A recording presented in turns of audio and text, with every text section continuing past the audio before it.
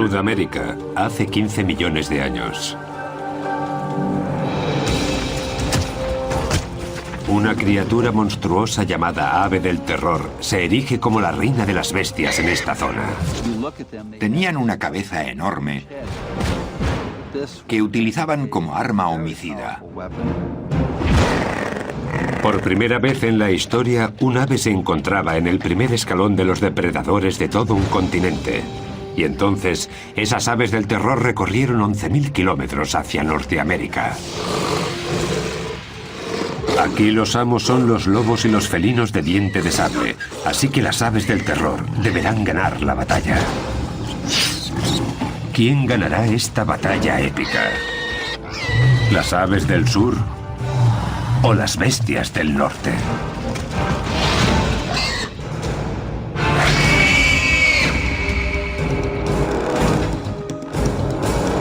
Depredadores prehistóricos, las aves del terror.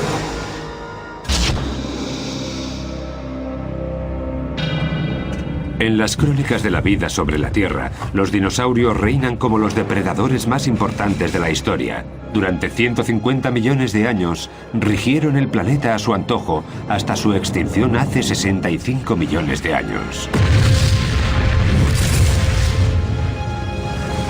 Hay quienes creen que fue un asteroide o un cometa lo que causó su desaparición, y que una vez extinguidos, se abrió la veda para lograr el puesto de superdepredador. Los mamíferos adelantaron posiciones en gran parte del planeta, pero en Sudamérica las cosas no siguieron las mismas reglas. El istmo de Panamá aún no se había creado y el agua rodeaba el continente sudamericano. Fue el aislamiento lo que hizo que aquí la evolución siguiera un curso distinto. Constituía una isla enorme cubierta de sabanas rodeadas de bosques. En este lugar, los mamíferos eran en su mayoría herbívoros que iban desde grandes perezosos hasta extrañas criaturas armadas como los gliptodontes.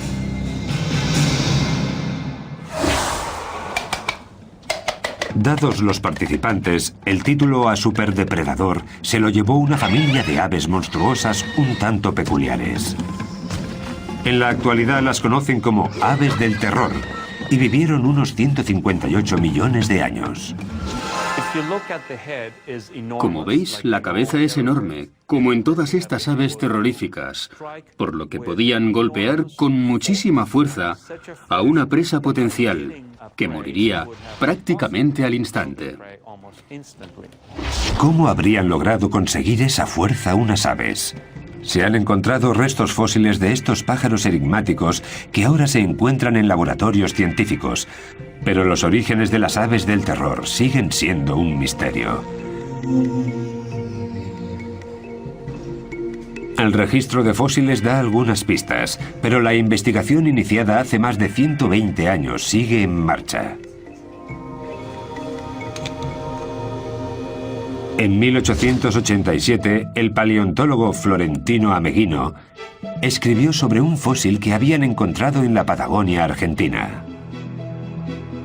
Era un hueso de mandíbula que no presentaba dientes y que pertenecía a un cráneo de unos 60 centímetros. Dadas las dimensiones y según Ameghino, debía de tratarse de un mamífero. Tras varias investigaciones y sus posteriores descubrimientos, se dio cuenta de que se había equivocado.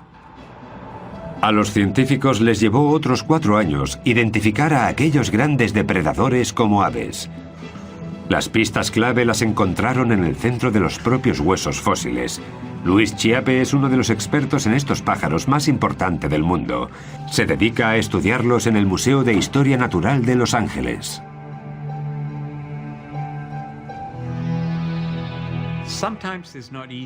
A veces no es fácil diferenciar un hueso de ave de los de un mamífero o incluso un reptil. Pero lo que sí suele ser más común es que los huesos de ave son más huecos y tienen una especie de finos muros, cosa que no ocurre en mamíferos y reptiles. El hueso de mi mano derecha es de cocodrilo y se puede apreciar la diferencia. Con el tiempo fueron apareciendo más fósiles de aves. Pero, ¿de qué tipo? Sin lugar a dudas, de los grandes y de ejemplares sin alas. Posteriormente se encontraron también cráneos con picos muy afilados y con forma de gancho, lo que indicaba que estos monstruos eran carnívoros. Cuando apareció el primer cráneo completo de un ave del terror, los científicos se dieron cuenta de que aquel superdepredador no era un mamífero sin dientes, sino un ave depredadora y un ave gigante. Los picos en forma de gancho y las garras afiladas son las dos características que las aves del terror comparten con las aves de rapiña actuales.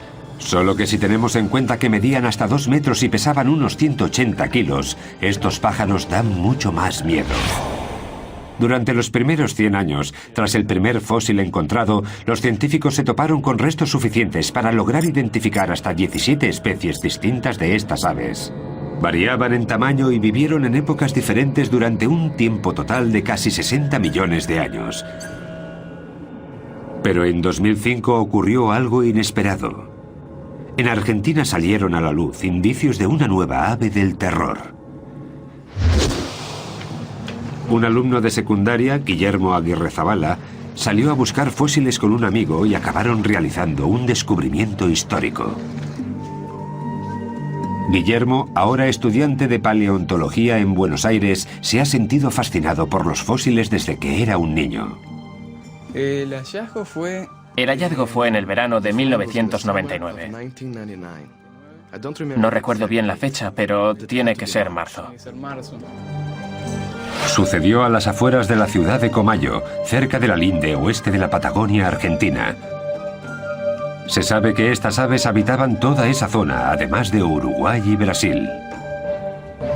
Nosotros ya habíamos encontrado algún que otro fósil, por lo que ya conocíamos los lugares y también sabíamos reconocer los fósiles.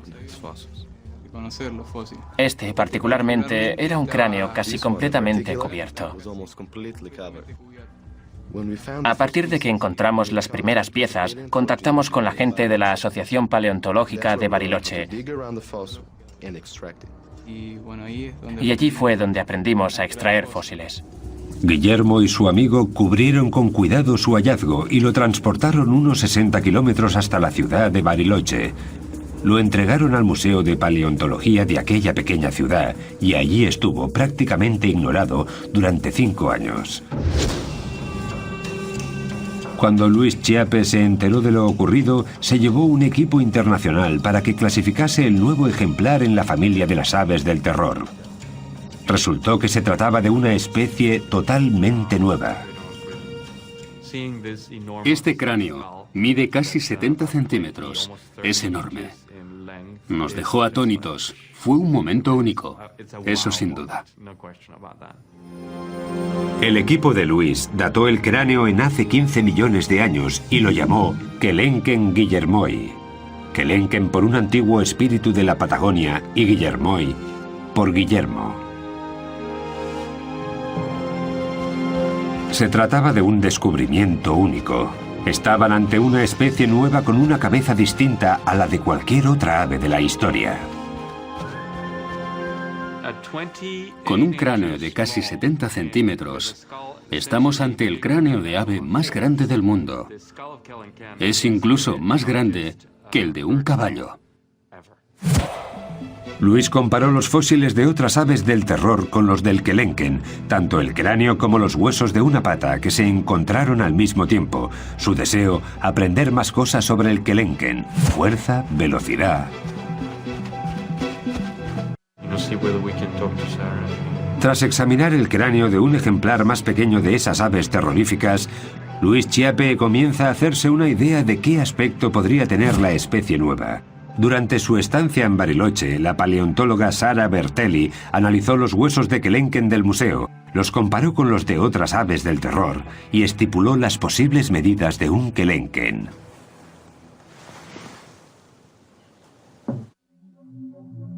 Aunque el cráneo era lo más espectacular del hallazgo, el hueso entero de una de las patas facilitó también datos muy importantes.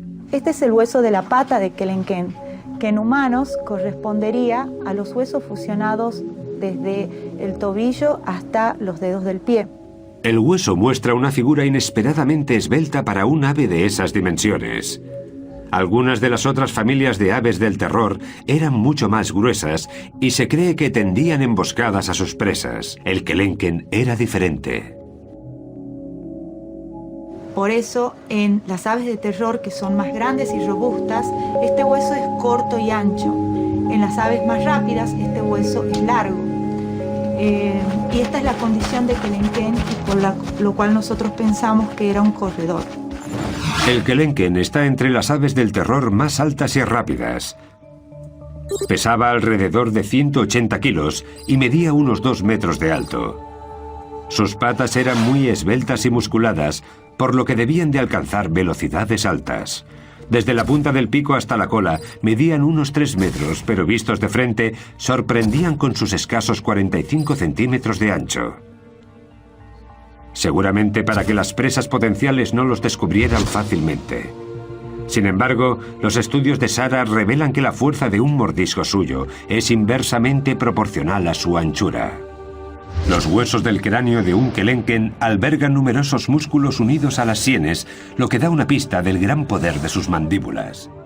Estos músculos controlan la fuerza de un buen mordisco en muchos animales y representan una de las características que incluso los humanos compartimos con las aves del terror.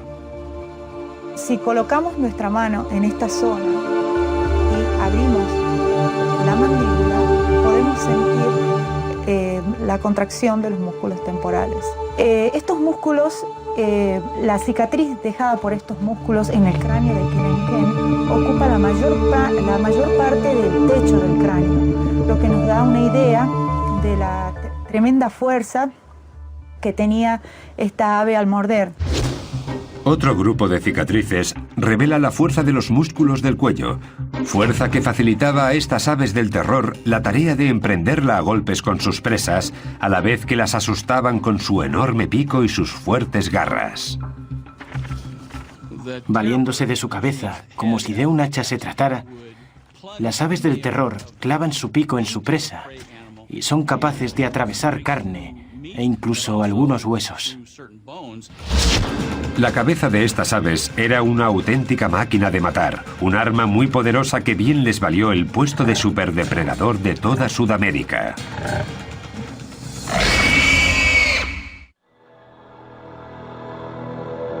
En Sudamérica, el cráneo de las aves kelenken traen de cabeza a los investigadores que las estudian. Los fósiles encontrados de esta especie demuestran que lo usaban como arma homicida en sus ataques.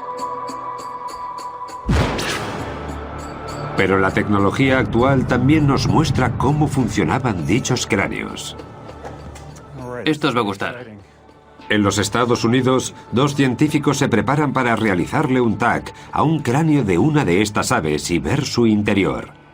Larry Whitmer es profesor de anatomía en la Universidad de Ohio. Con él está Bob Chandler, especialista en aves del terror de la Universidad Estatal de Georgia. ¿Qué vamos a hacer? Intentaremos alinearlo para que quede centrado antes de proceder con los rayos X. Así el láser lo recorrerá completamente de arriba abajo. Listo. El proceso parte del cráneo de un ave del terror y le da la vuelta. No tarda ni un minuto, pero las imágenes resultantes dan pistas de la naturaleza de aquellas aves y de cómo vivían y cazaban.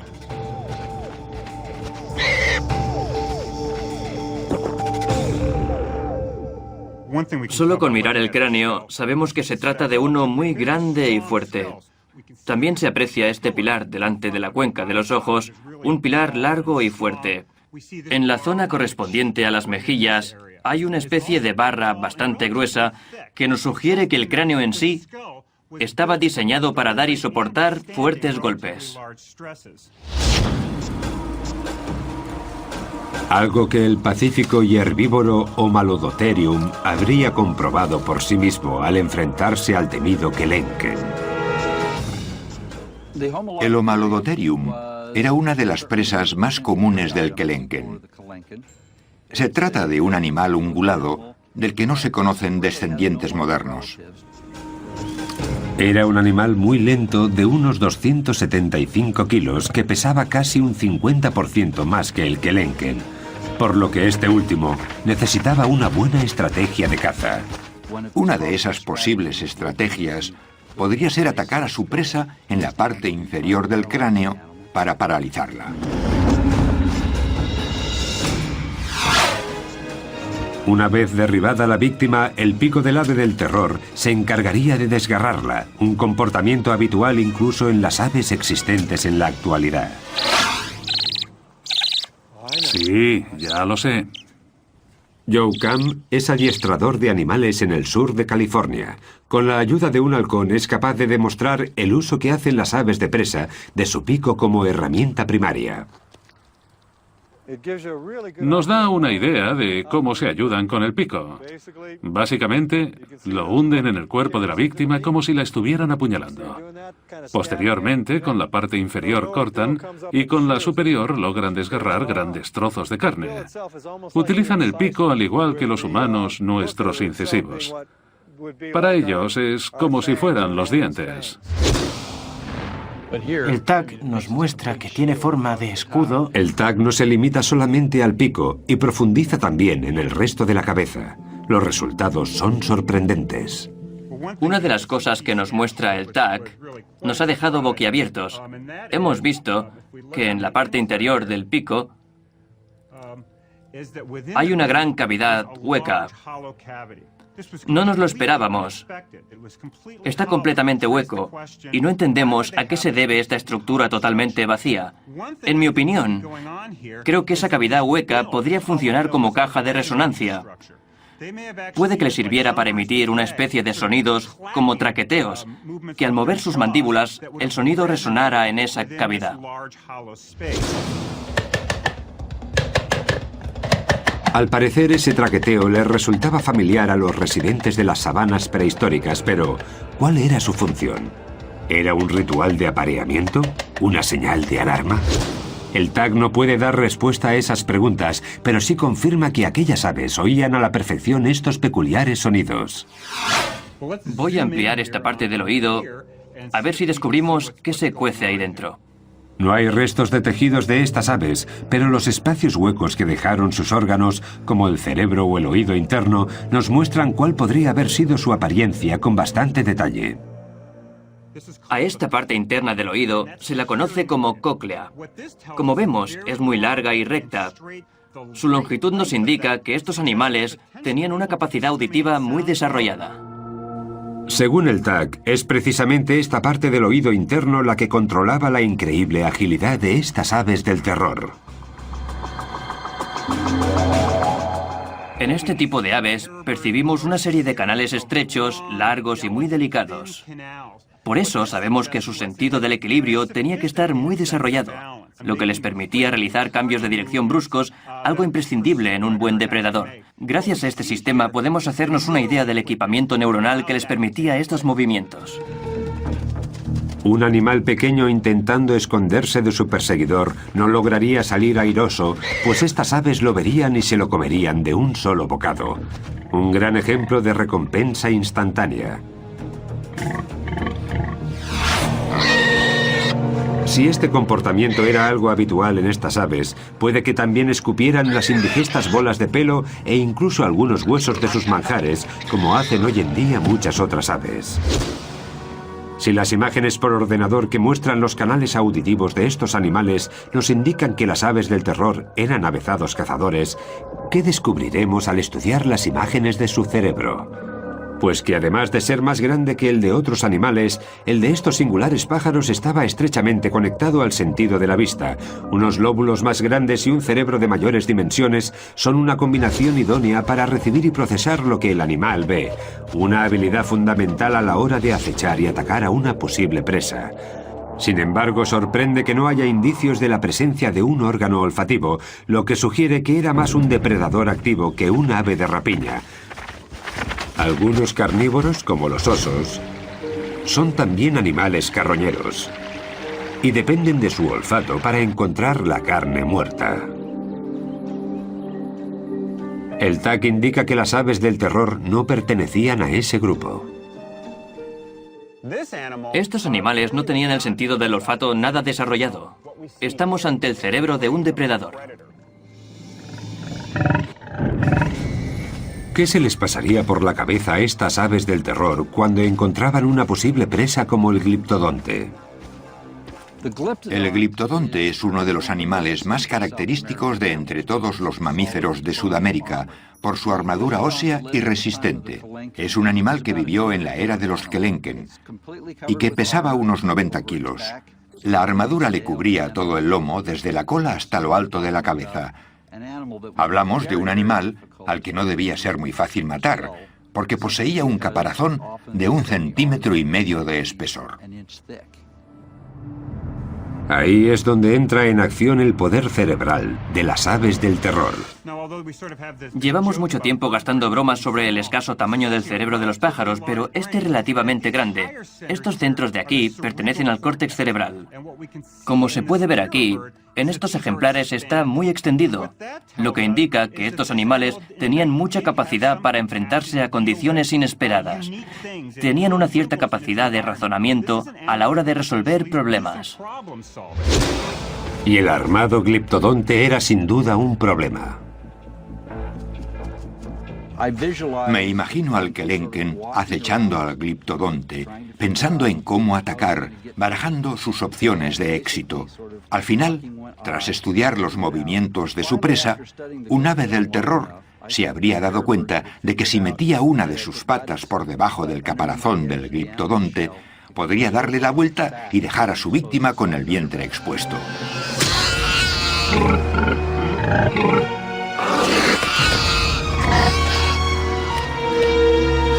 Sudamérica era el paraíso de las presas para los Kelenken y su familia.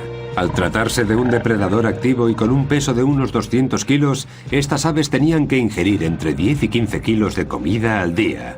Y este aislado continente se los proporcionaba, por lo que estas aves del terror vivían en su propio jardín del Edén. Estamos hablando de grandes cantidades de posibles víctimas y de muy poca competencia para los Kelenken, pues muchos de ellos eran de enormes dimensiones. Pero nada es para siempre. Nuestro planeta está constantemente cambiando y el paraíso remoto de estas aves empezó a resquebrajarse al ritmo de las erupciones volcánicas.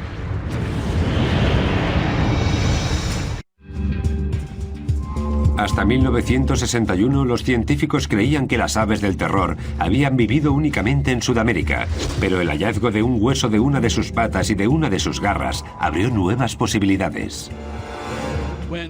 No se lo creían. Pensaron que debía tratarse de otra cosa.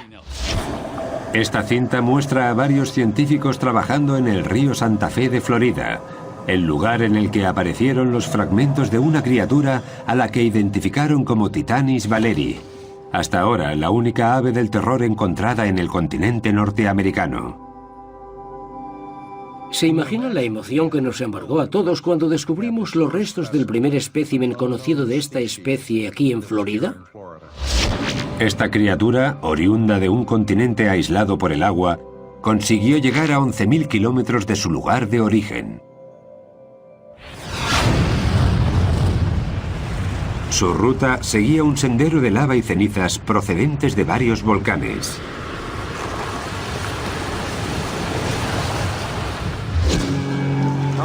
Este es un hermoso fragmento de ceniza procedente de un volcán.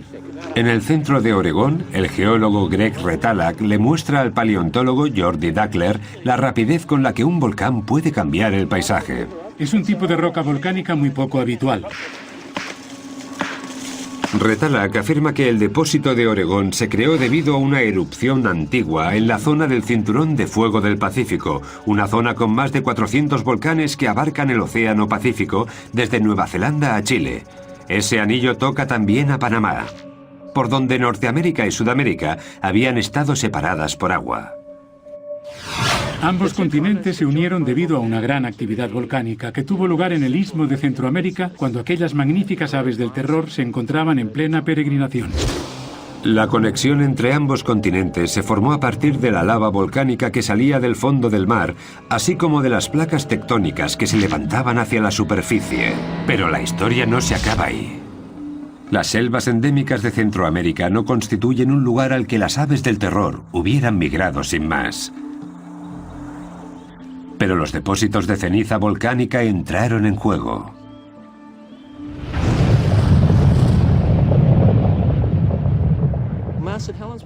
Cuando el monte Santa Elena entró en erupción, originó una capa de 1 metro de ceniza más o menos. Pero este en concreto creó una capa de 33 metros y a 600 grados centígrados su erupción fue mucho más grande que la de Santa Elena. El volcán que creó este depósito explotó a unos 325 kilómetros de aquí. La capa más gruesa de rocas que dejó a su paso ocupa un área de unos 300.000 kilómetros cuadrados. Las desafortunadas criaturas que se encontraban aquí acabaron chamuscadas. Todo, árboles, animales, plantas, todo quedó sepultado bajo los ríos de lava que a 600 grados centígrados quemaron todo lo que encontraron a su paso. Las temperaturas eran superiores a las de un crematorio. No pudieron escapar. Nada podría sobrevivir a aquello. Hace entre 3 y 5 millones de años, varias erupciones como esta en Panamá provocaron lo que Retalhak llama resurgimiento instantáneo de tierra. Destruyó las selvas y abrió el camino de las aves del terror hacia el norte. De tal forma que cuando las plantas volvieron a colonizar estas tierras devastadas por la ceniza, los animales acostumbrados a los espacios abiertos encontraron un nuevo paraíso entre sus ojos, como las aves del terror. Lo más probable es que aquellas que lograron sobrevivir a las erupciones migraran entre 400 y 500 kilómetros. Los huesos del Titanis que se encontraron en Florida constituyen una prueba de que las aves del terror cruzaron el istmo de Panamá para llegar hasta Norteamérica.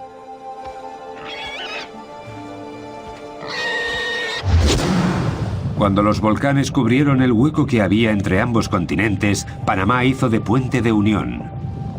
Las aves migraron hacia nuevas sabanas, ampliando su territorio. Creo que estos animales eran como el resto. Si ven terreno a su disposición, harán todo lo posible por ocupar cuanto más mejor. Desde aquel gran descubrimiento en 1961 solo se han encontrado un puñado de fósiles de aves del terror norteamericanas. Actualmente hay registradas 42 especies de Titanis en Norteamérica. 41 de ellos están en el Museo de Historia Natural de Florida.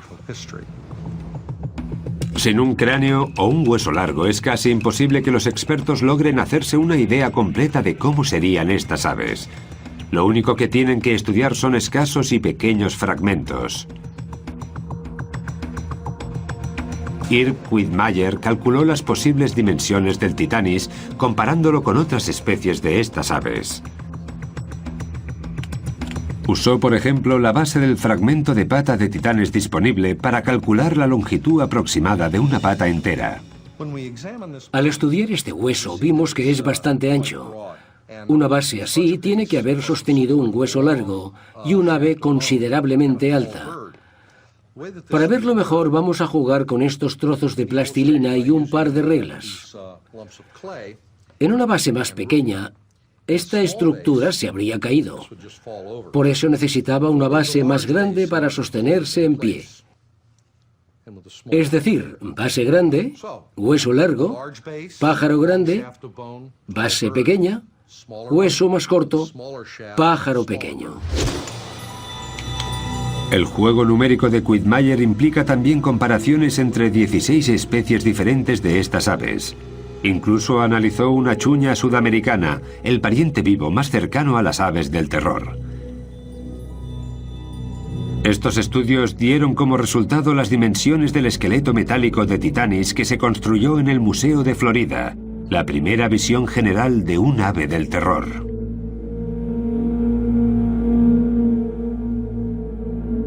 Los científicos concluyeron que el Titanis se parecía asombrosamente a los Kelenken, la especie de aves del terror más alta de todas, aunque su tamaño fuera un 20% más pequeño. Sin embargo, esa menor envergadura le habría proporcionado más velocidad y agilidad. Las aves del terror que llegaron a Norteamérica formaban parte del gran intercambio americano, un intercambio de especies entre América del Norte y América del Sur a través del Istmo de Panamá. Las aves que nos conciernen requerían esa mayor velocidad para atrapar a las nuevas especies con las que se toparon, y es que cazar a un caballo no era tarea fácil. Las aves más rápidas en la actualidad son los avestruces que, similares en forma y tamaño, nos ayudan a hacernos una idea de cómo corrían las aves del terror. Algunas de estas aves se parecen mucho en lo que a extremidades se refiere al avestruz. Por eso nos valemos de estas últimas para reconstruir la locomoción de las primeras. Dado que el avestruz es capaz de alcanzar los 50 o 60 kilómetros por hora, no es fácil detenerlas para estudiar de cerca su técnica. Por eso, el biólogo Kevin Middleton ha invitado al gimnasta Henry Holloway al campus de la Universidad de California en San Bernardino para intentar recrear cómo alcanzan esas velocidades algunas aves. Henry nos demostrará cómo se mueven las patas del avestruz con la ayuda de un equipo especial. Son unos zancos, unas estructuras de aluminio hechas de fibra de carbono que te dan un impulso equivalente al que proporcionas tú al saltar. Ahora Henry podrá correr como un avestruz gracias a la imitación de unos tendones nuevos muy largos y elásticos. Sin embargo, la anatomía de los huesos desempeña también un gran papel en esta ecuación. Tenemos el fémur, la rodilla, la espinilla y el pie. Normalmente las aves tienen pies más grandes y se apoyan sobre sus patas al igual que hace Henry cuando se pone de puntillas. Y las aves corren de puntillas. El tamaño del pie es muy importante porque cuanto más grande sea, más largas serán las zancadas. En realidad, esas rodillas que parecen estar del revés funcionan como nuestros tobillos en estos animales tan veloces. Un gran ejemplo de lo grandes que son los huesos del pie y del efecto palanca que generan. Vamos allá. Para Henry Holloway, los zancos de alta tecnología alargan de alguna manera el pie humano y ayudan a correr a la velocidad de las aves del terror. ¡Ya!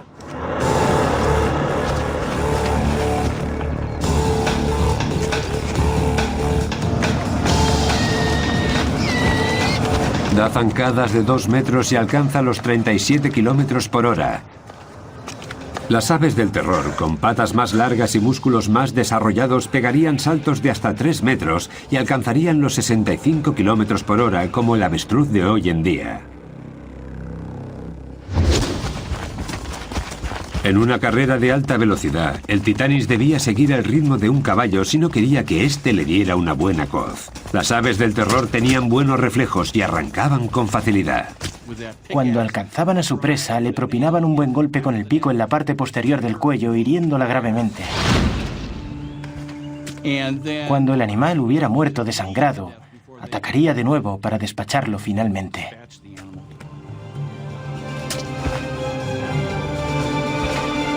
Sin embargo, la vida en el nuevo continente no sería fácil para el Titanis. Supondría su primer contacto con los depredadores del norte, oponentes sin miedo que, aún así, jamás se habían tenido que enfrentar a las aves del terror.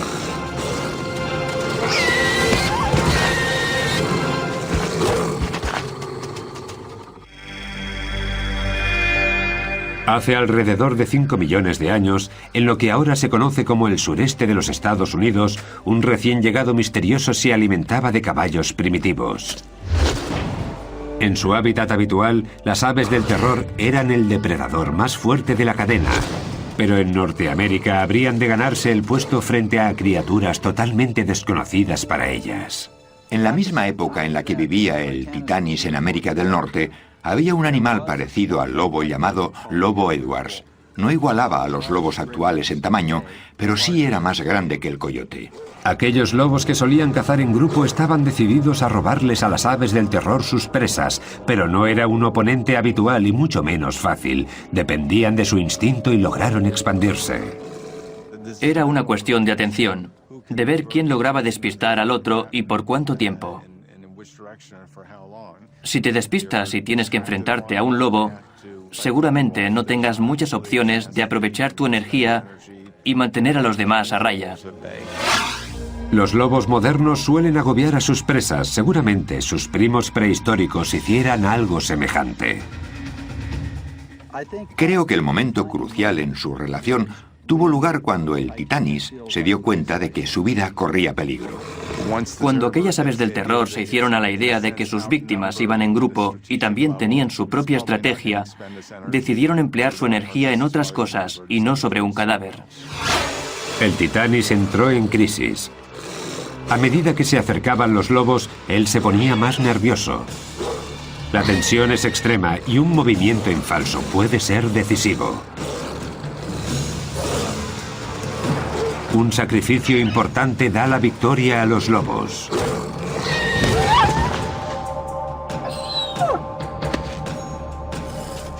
Con la lección bien aprendida, las aves del terror ceden. Su inteligencia las ayudará a cambiar de estrategia de caza. Estoy seguro de que la primera vez que una de aquellas aves terroríficas se encontró con una manada de lobos, se dio cuenta de que no merecía la pena enfrentarse porque acabaría perdiendo la batalla. Cambiaron de estrategia, empezaron a evitar los encontronazos. Si mataban una presa, vendrían los lobos inmediatamente y las aves no querían convertirse en parte del menú. Los depredadores constituían también un peligro para los huevos de estas aves. Los científicos creen que debían de ser similares a los huevos de avestruz, también manjar de los depredadores actuales. Hoy en día, muchos depredadores logran mantener alejados a los avestruces de sus huevos. Sin embargo, los depredadores prehistóricos habían de esperar a que las aves del terror se despistaran de sus nidos. Si estos huevos se parecían a los de avestruz, ¿eran muy resistentes? Para comprobarlo, colocamos una tabla de madera sobre un único huevo de avestruz y vamos añadiendo pesas de hierro, 10 kilos cada una. La tabla concentra todo el peso en un punto, pero, aún así, el cascarón soporta la presión hasta un total de 80 kilos. Después se rompen. Sin embargo, es una fuerza ilusoria. Si ese mismo huevo se cayera desde una altura de 60 centímetros, rompería al instante, y lo mismo si chocaran dos huevos. A un lobo Edwards no le costaría mucho cascar un huevo de un ave del terror para poder degustar el manjar de su interior. Pero tampoco era el único depredador norteamericano al que debía enfrentarse el Titanis. Entre los más peligrosos contamos al Smilodon gracilis, un antepasado de los felinos de dientes de sable. Estos últimos harían su aparición en el planeta en la era siguiente. Un enfrentamiento entre un guepardo y un avestruz reflejaría cómo los felinos prehistóricos evitaban enfrentarse a un ave del terror adulta. Sin embargo, con los polluelos la historia era otra. Si pensamos en una hembra de paseo con sus polluelos, no nos costará imaginarnos a una de las diminutas crías rezagada del grupo. Es justo ese el momento que aprovechan los felinos para saltar sobre ella, agarrarla y comérsela. No tan rápido. La madre entra en acción. Si el felino no logra escapar, se preparará para atacar a su oponente. Con las garras intentará alcanzarlo en el pecho. Sin embargo, el ave va mejor armado. Su enorme cabeza será su mejor aliado y el felino resultará herido de muerte a cabezazos. Aunque es demasiado tarde para salvar al polluelo, que falleció desnucado.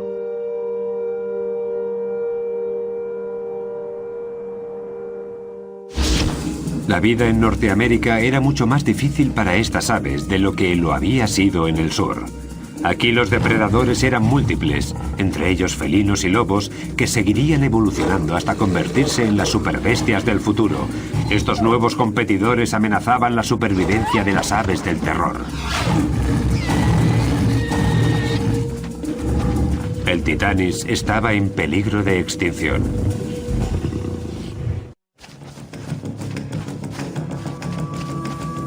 El reinado de las aves del terror duró cerca de 60 millones de años. En Sudamérica eran el primer depredador de la cadena. En el norte, inmigrantes intrépidos. Su extinción forma parte de un puzzle que los científicos aún no han conseguido completar.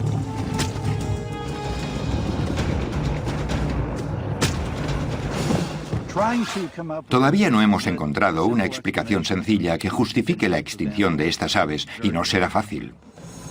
Uno de los grandes factores podría ser el gran intercambio americano, la mezcla de especies que emigraron de norte a sur y viceversa, y que dificultó la vida de las aves del terror. La falta de competencia por parte de otros depredadores los mantuvo vivos. Las especies más evolucionadas del norte, como caninos o felinos, activó la restricción de comida.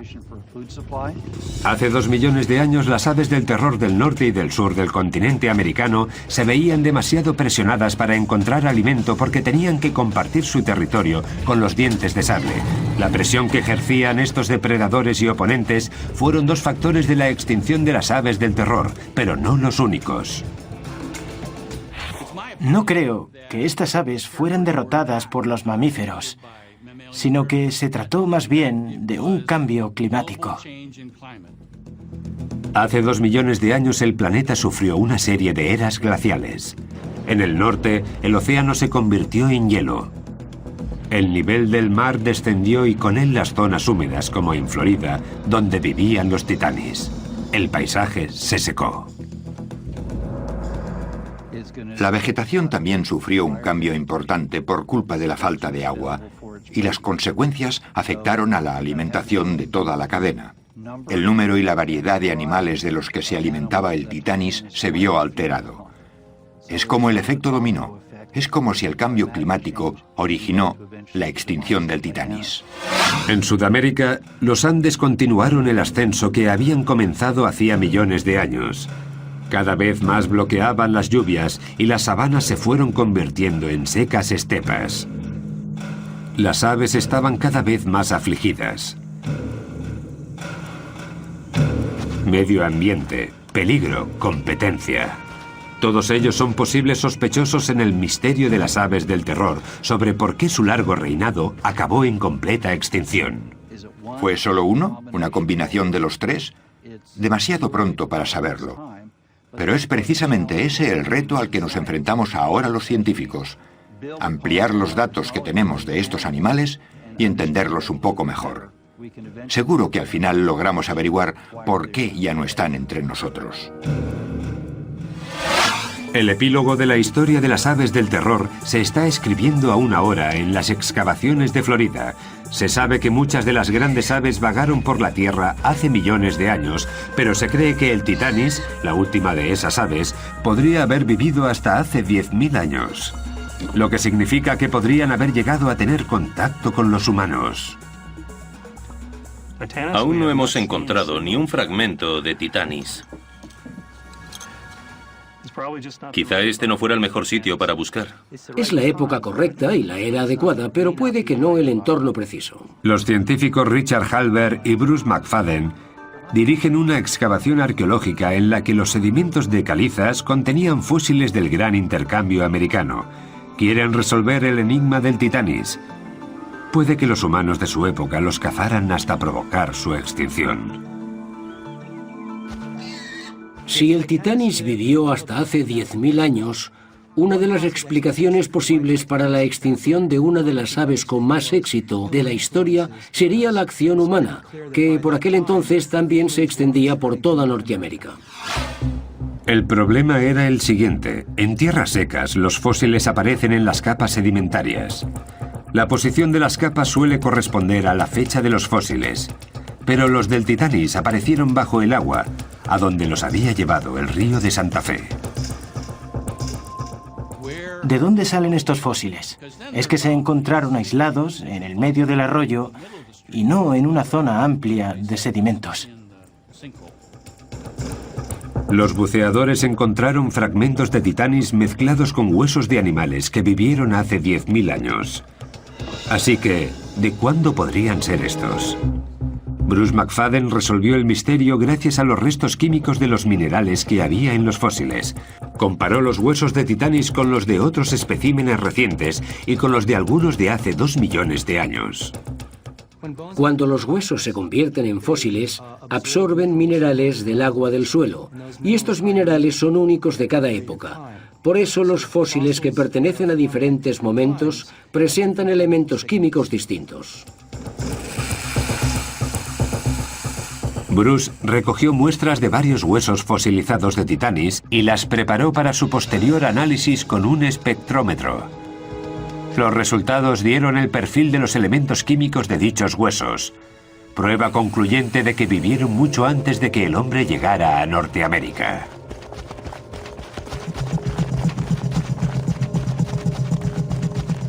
Hay dos patrones básicos, uno de ellos los que tienen alrededor de 15.000 años y el otro para los huesos que representan a los animales de hasta hace 2 millones de años. Y el Titanis pertenece a este grupo. Su concentración de elementos es característica de los fósiles de hace 2 millones de años. Sorprendentemente, la historia no se acabó allí. Las aves del terror aún tienen mucho que contarnos sobre su vida en el norte. Bruce McFadden también encontró fósiles de Titanis en Texas que databan no de hace 2, sino 5 millones de años. Es decir, las aves del terror vivieron en Norteamérica alrededor de 3 millones de años, mucho tiempo para una sola especie.